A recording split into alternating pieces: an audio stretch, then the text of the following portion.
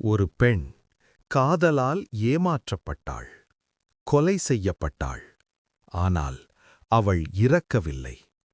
அவள் திரும்பி வந்தாள், நீதிக்காக, பழிவாங்க. அந்த பெண்தான் இன்று நாம் வழிபடும் முப்பந்தல் இசக்கியம்மன். தமிழ்நாட்டின் கன்னியாகுமரி மாவட்டத்தில் உள்ள முப்பந்தல் இசக்கியம்மன் கோவில்.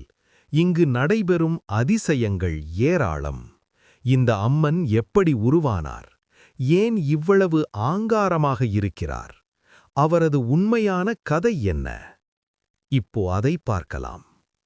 பல ஆண்டுகளுக்கு முன்பு ஒரு பணக்கார தேவதாசியும் அவளது மகள் இசக்கியும் வாழ்ந்தனர். இசக்கி அழகிலும் செல்வத்திலும் சிறந்தவள். அவளை பார்த்து ஒரு ஆண் காதல நாடகமாடினான். அவளது நம்பிக்கையை பயன்படுத்தி அவளிடம் இருந்த அனைத்து நகையும் பணமும் எடுத்தான். ஒருநாள் அவளை காட்டுக்குள் அழைத்துச் சென்றான். அங்கே கல்லால் அடித்துக் கொன்றான். ஆனால் கதை இங்கே முடிவடையவில்லை. அவளைக் கொன்றவுடனே அந்த ஆணை ஒரு பாம்பு கடித்தது. அவனும் இறந்தான். இசக்கி உயிரின்றி இருந்தாலும் அவளது ஆன்மா நீதி கேட்டு எரிந்தது. அவள் கடவுள் சிவனை அவரை வேண்டினாள். என்னை உயிர்ப்பிக்க வேண்டும், எனக்கு நடந்த அநியாயத்தை உலகம் அறிய வேண்டும். சிவபெருமான் அருளால் இசக்கி மீண்டும் உயிர்த்தெழுந்தாள். அவள் ஒரு முள்செடியில் இருந்து ஒரு குழந்தையை உருவாக்கினாள்.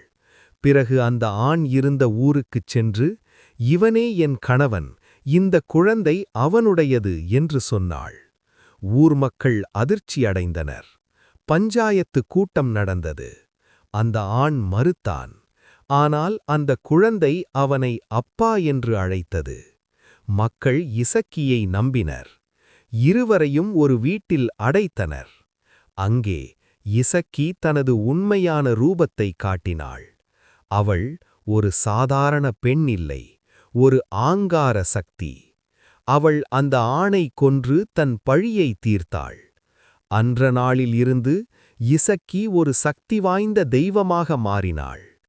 இன்று முப்பந்தல் இசக்கியம்மன் நீதியின் அடையாளமாக இருக்கிறார். தவறு செய்பவர்களை தண்டிக்கும் சக்தி. நம்பிக்கையுடன் வேண்டினால் விரைவில் அருள் புரியும் அம்மன்.